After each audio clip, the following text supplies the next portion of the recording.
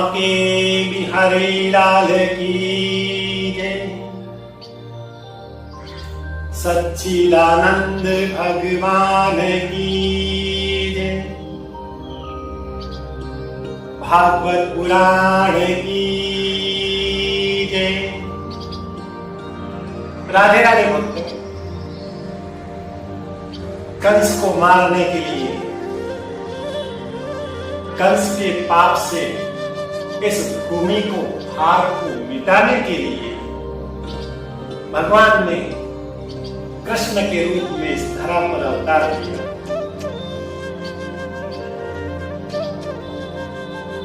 आकाशवाणी को सुनकर कंस बेचैन होने लगा। भगवान कृष्ण 3 वर्ष तक गोकुल में रहे और उस 3 वर्ष के दौरान उस गोकुल के अंदर अनेक असुरों का, अनेक दैत्यों का वध किया।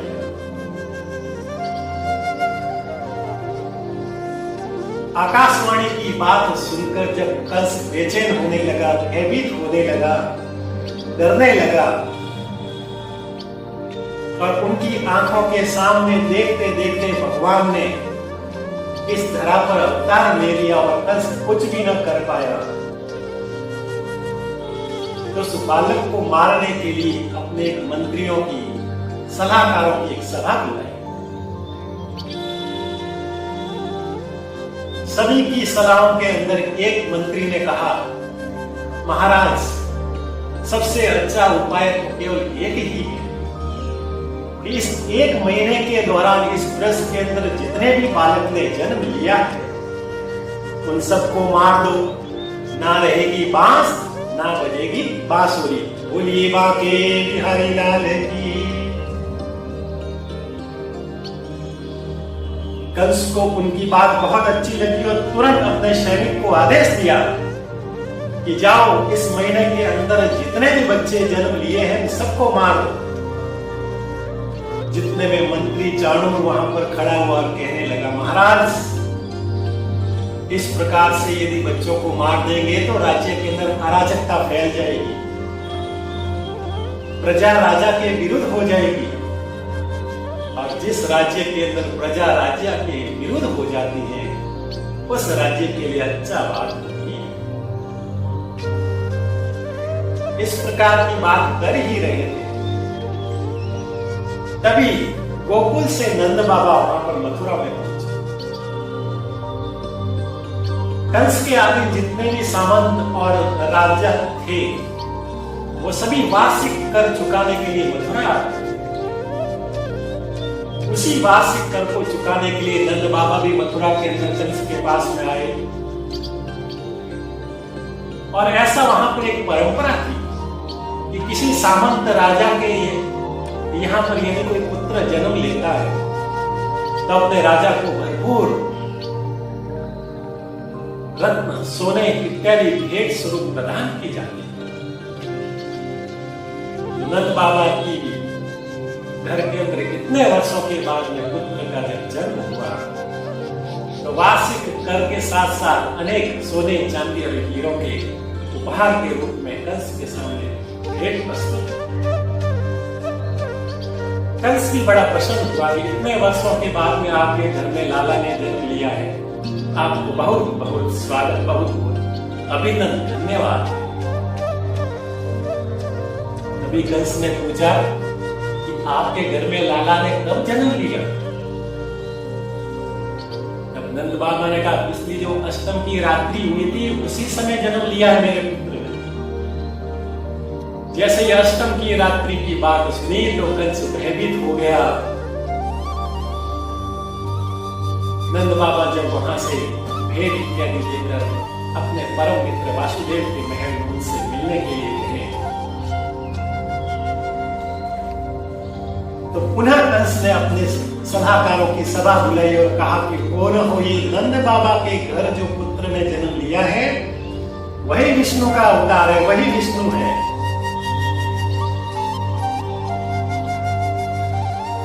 तब मंत्री चाणूर ने कहा, महाराज, अभी जो नंद बाबा है वो मथुरा के अंदर है, गोकुल में नहीं है। उनके घर में केवल स्त्रियां ही हैं, अवसर अच्छा है, वहां पर तुरंत पूतना को भेजकर उस बच्चे को वहीं मार दिया जाए, वहीं उसका वध कर दे। कंस ने तुरंत पूतना को आदेश दिया कि गोकुल के अंदर नंद बाबा के घर जो बच्चा जन्म लिया है, जो पुत्र ने जन्म लिया है, उनको तुम वहीं मार दो। पूतना ने महाराज की आज्ञा पाकर तुरंत गोकुल के लिए रवाना। इधर नंद बाबा जब वासुदेव के महल में पहुंचे, वासुदेव जी ने उनको गले लगाया, एक दूसरे की कुशल से पूछी, हाल साल पूछा।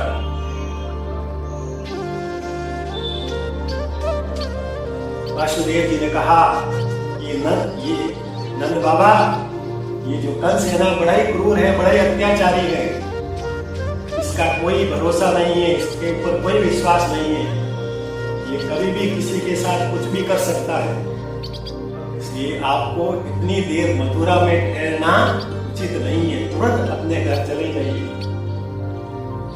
वासुदेव जी की बात सुनकर नंद बाबा वहां से गोकुल के लिए रवाना हुए। लेकिन गोकुल पहुंचने से पहले ही पूतना एक सुंदर स्त्री का रूप धारण करके अपने स्तन पर कालकूट नामक भयंकर विषैला जहर लगाकर, विष लगाकर नंद बाबा के घर में पहुंची। वहां पर यशोदा मैया अपने पुत्र भगवान श्री कृष्ण गोविंद को, अपने लल्ला को खिला रहे थे, पलना के अंदर झुला रहे थे। तभी वो पूतना सुंदर स्त्री के वेश के अंदर यशोदा मैया को कहने लगी, यशोदा मैया, मैं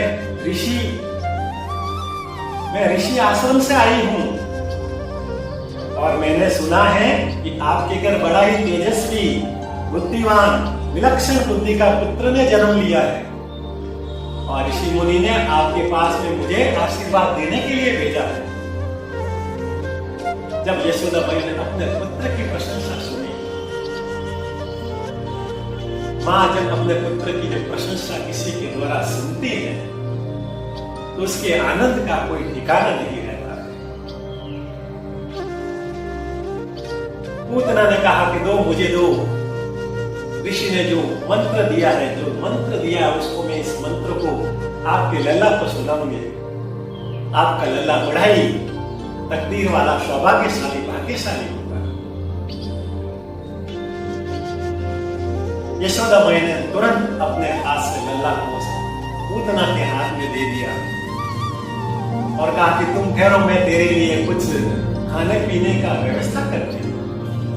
ऐसा कहते हुए यशोदा मैया तो रसोई के अंदर चली गई और पूतना अब उस बालक को देख रही है। उस समय भगवान श्री कृष्ण केवल 6 दिन थे। इस 6 दिन के छोटे से बालक को देखकर पूतना मन ही मन के अंदर मुस्कुराने लगी और कहने लगी, ये छोटा सा बालक, ये तो मेरे विष के एक क्षण भर विष से ये खत्म हो जाएगा, मर जाएगा, इसका वध हो जाएगा।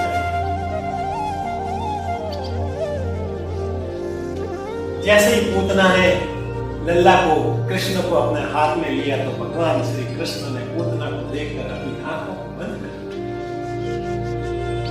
अपने नेत्रों को बंद करके मुस्कुराने लगे। भगवान के इस प्रकार के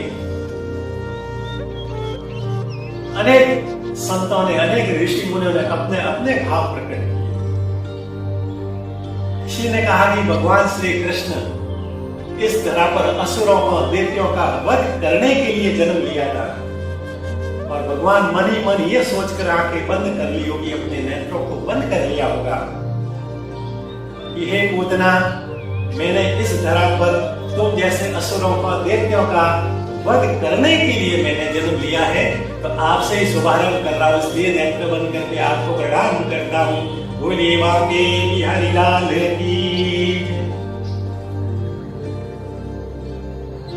अब जैसे ही पूतना ने भगवान श्री कृष्ण को दूध पिलाना प्रारंभ किया तो पहले भगवान श्री कृष्ण ने पूतना का भरपूर जी भर के दूध पिया और दूध पीने के बाद फिर उनके प्राणों को पीना प्रारंभ कर दिया। जैसे ही प्राणों को पीना प्रारंभ किया तो पूतना को कष्ट होने लगा, दर्द होने लगा और चिल्लाने लगी, छोड़ो छोड़ो, ये बालक मेरा प्राण पी रहा है, मुझे दर्द हो रहा है, मुझे कष्ट हो रहा है, छोड़ो छोड़ो लल्ला छोड़ो। कृष्ण मुस्कुराते हुए कहा, मौसी जी, मैं किसी के आसानी से किसी के हाथ में आता नहीं हूं, और किसी के हाथ में आ जाऊं तो आसानी से उसको छोड़ता नहीं हूं। बोले बाके बिहारी लाल की जय। मौसी, मैं किसी को आसानी से पकड़ता नहीं हूं, और यदि एक बार पकड़ लूं तो आसानी से छोड़ता नहीं हूं। ऐसा कहते हुए और जी भरकर पहले उनका जोर था, उसके प्राण पीने लगे और ज्यादा कष्ट होने लगा तो चिल्लाने लगी, बचाओ बचाओ। जब कोई बचाने नहीं आया तो पूतना ने अपना राक्षसी रूप धारण करके आकाश मार्ग के अंदर विशाल, इतना विशाल शरीर, इतना विशाल रूप बनाकर मथुरा के अंदर आकाश मार्ग से जाने लगी और जोर जोर से चिल्लाने लगी, बचाओ बचाओ, इस लल्ला से बचाओ, ये मेरे प्राण पी रहा है, मुझे कष्ट हो रहा है, मुझे दुख हो रहा है। गोकुलवासी ने जब इतने विशाल राक्षसी को, दैत्या को देखा तो वो भी भयभीत हो गए और वो जोर जोर से चिल्लाने लगे, अरे कोई इस राक्षसी से हमारे लल्ला को बचाओ। तो पूतना कह रही है, कोई इस लल्ला को मुझे बचाओ, इस लल्ला से मुझे बचाओ। ये कह रही है पूतना से बचाओ, वो कह रही है लल्ला से बचाओ। ऐसा कहते कहते कृष्ण ने उनके प्राण पंखी रूप को पूर्णतः पी लिया और वहीं उस आकाश के अंदर ही पूतना की मृत्यु होगी और उसका पूतना का विशाल शरीर इस धरती पर गिर पड़ा। इतने विशाल शरीर को देखा ब्रजवासी वहां पर आए, गोकुलवासी आए, यशोदा मैया वहां पर आई, देखते भयभीत हो गई। लेकिन जब देखा कृष्ण की ओर देखा कि कृष्ण उस पूतना के स्तन के ऊपर, छाती के ऊपर बैठकर मुस्कुरा रहे, खेल रहे हैं। बोली बाके बिहारी लाल की। तुरंत गोकुलवासियों ने उस पूतना के छाती से कृष्ण को नीचे उतारा। यशोदा मैया ने उनको अपने सीने से लगाया, भगवान का गुरुदेव का शुक्रगुजार किया, धन्यवाद। और इतने में ही वहां पर नंद बाबा भी आ गए। जब नंद बाबा ने इस प्रकार का देखा, इतनी विशाल दैत्य राक्षिका, तब वसुदेव की बात याद आई और कहा कि कंस है, वो बड़ा ही अत्याचारी है, वो कुछ भी कर सकता है। कृष्ण को यशोदा मैया और अनेक गोकुलवासी वहां से अपने घर पर ले गए। अब गोकुलवासियों के सभी ग्वालों ने एक सभा बुलाई और नंद बाबू को कहा कि इस पूतना का इतना विशाल, इस राक्षसी का इतना विशाल शरीर, इतने बड़ी चिता नहीं बना सकते। तब उस पूतना के इतने विशाल शरीर के छोटे छोटे टुकड़े किए और फिर उसकी चिता बनाकर उसका दाह संस्कार किया। उससे ज्योति निकली और भगवान ने उसको वैकुंठ में प्रदान किया। राजा परीक्षित कहते हैं, हे सुखदेव मुनि, ये पूतना तो बाल घातिनी थी, भगवान को मारने आई थी, भगवान को विष पिलाने आई थी, फिर भगवान ने उसको वैकुंठ धाम क्यों प्रदान किया? सुखदेव मुनि कहते हैं, ये जो पूतना है ना, वो पिछले जन्म के अंदर राजा बलि की बेटी, राजा बलि की पुत्री रत्नमाला थी। जब भगवान नारायण वामन अवतार के रूप में 3 पग भूमि मांगने के लिए राजा बलि के पास में आए, तो वामन के ऐसे सुंदर, ऐसे शिशु रूप को देखकर रत्नमाला ने मन ही मन के अंदर विचार किया कि काश मेरा भी ऐसा पुत्र होता, मैं इसकी मां होती और मैं अपने इस पुत्र को अपना दूध पिला। ऐसा मन के अंदर विचार किया। भगवान ने इसकी मन की बात सुन लिया और कहा कि मैं तुम्हारी इस इच्छा को अवश्य पूरा करूंगा, ऐसा उनको आशीर्वाद। परंतु भगवान वामन देव ने 3 पग भूमि के अंदर राजा बलि का संपूर्ण पृथ्वी लोक, स्वर्ग लोक इत्यादि छीन लिया, तब रत्नमाला उस वामन अवतार वामन देव पर क्रोध आया और मन ही मन के अंदर कहने लगे कि जिस शिशु को मैंने दूध पिलाने की बात की थी, उसी दूध के अंदर विष डाल के इसको मैं मार डालूंगा। भगवान मुस्कुरा कहने लगे, ये भी तुम्हारी इच्छा में अवश्य पूरा। ये रत्नमाला और कोई नहीं है, पूतना के रूप में जन्म ली, दूध भी पिलाया और विष भी भगवान ने पिया।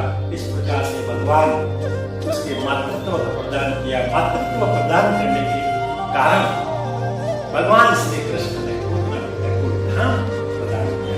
बोलिए बाके बिहारी लाल की।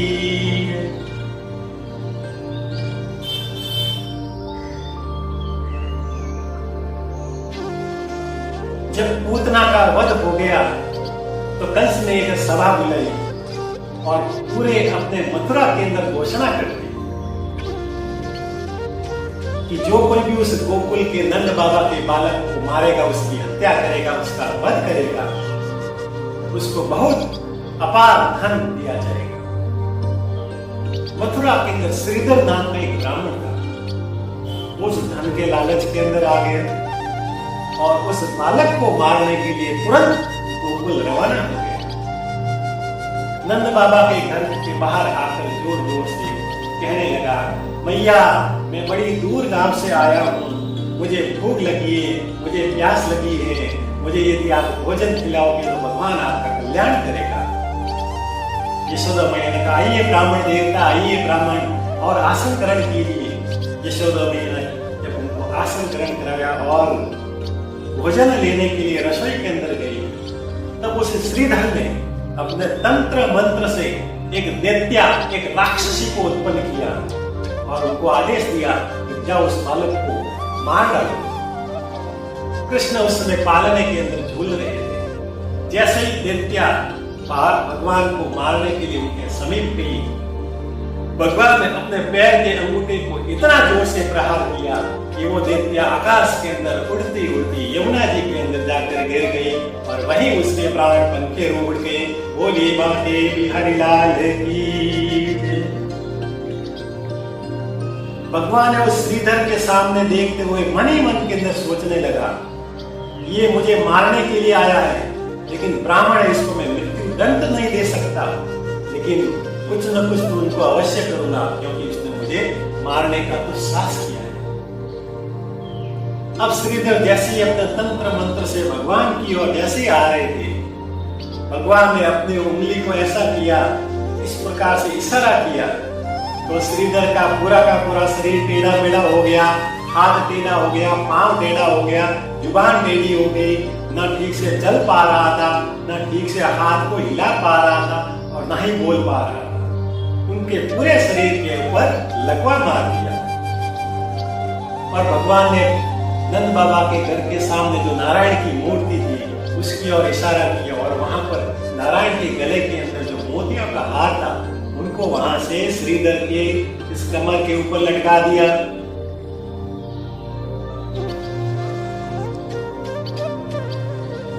अब जैसे ही लटकाया तो श्रीधर वहां पर बोल नहीं पा रहा था, हाँ हाँ हाँ हाँ जोर से चिल्ला रहा था। यशोदा मैया जैसे ही बाहर आई, देखा ये ब्राह्मण देव का तो लकवा मार गया है, परंतु जैसे ही यशोदा मैया की नजर उसके कमर के ऊपर भगवान नारायण के मोतियों के हार पर पड़ी तो जोर जोर से चिल्लाने लगी, चोर चोर चोर चोर, ये हमारे घर में कोई ब्राह्मण के रूप में चोर आया है, बचाओ बचाओ। यशोदा मैया की बात सुनकर गोकुल के बाहर के अनेक ग्वाला नंद बाबा घर के अंदर आए और सभी कह रहे पकड़ो मारो मारो, इसने चोरी की है। वो श्रीधर बोल नहीं सकता था, लेकिन ऐसे आ करके इशारा कर रहा था कि ये चोरी मैंने नहीं, उस बालक ने की, उस कन्हैया ने की है। और इसकी बात को समझे कौन? नंद बाबा ने कहा, अरे तुझे यदि कुछ चाहिए ही था तो कुछ मांग लेते, हमारे पास में बहुत सोना चांदी है, तुमने भगवान की इस हार का चुराया है। अरे तुम ब्राह्मण नहीं होते तो तुम्हें दंड दिया जाता, मृत्यु दंड दिया जाता। नंद बाबा ने तुरंत अपने ग्वाल वालों को कहा, इसको गांव के बाहर छोड़कर आ जाओ। इस प्रकार से नंद बाबा श्रीधर जो भगवान को मारने आया था, लेकिन इसके ऊपर ही ऐसी मार पड़ी कि वो जीवन पर याद करता था। बोलिए बांके बिहारी लाल की।